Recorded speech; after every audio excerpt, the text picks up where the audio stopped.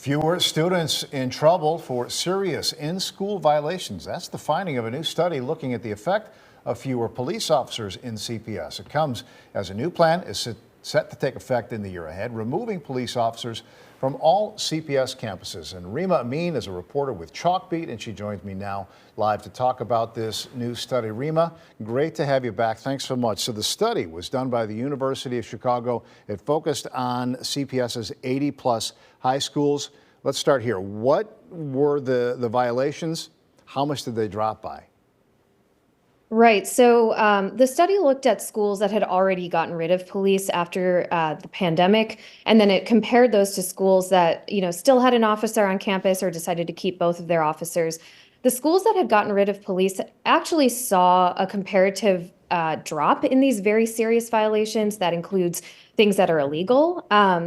But overall, disciplinary violations in general had not really changed between those two different types of schools based on what the researchers found. What are the serious violations? I mean, mostly fighting, that kind of violence. Is that what we're talking about?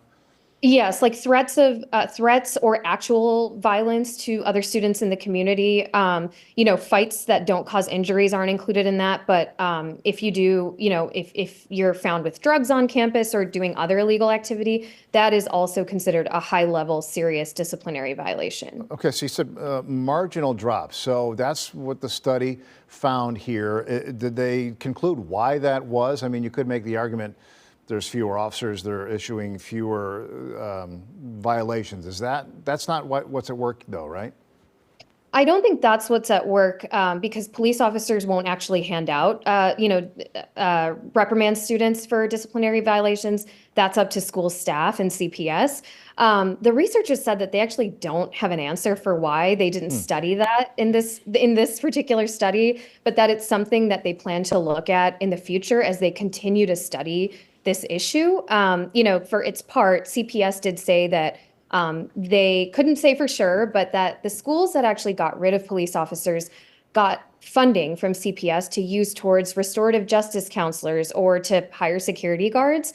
And they said that could be a factor that, they've turned to alternative discipline measures, and maybe that's having a positive impact on those school communities. So this was all part of a question that was put to the local school councils. They got to decide. Briefly take us through how that came together and what the future is now moving forward. Sure. So in the wake of the murder of George Floyd in Minneapolis by the hands of Minneapolis police, CPS back in 2020 decided to let local school councils decide whether they wanted to keep cops on campus amid this greater reckoning about the role of police.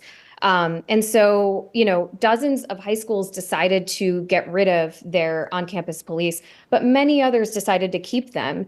And then earlier this year, the CPS board, which is different from the board that it was in 2020, decided that, we're actually going to unilaterally decide that we don't want police officers on campus. And that new policy will be voted on by the school board next month. Okay. All right. Rima, we're going to leave it there. Rima Amin will share a link to your report at our website, WGNTV.com. Thanks so much. Thanks, Ray.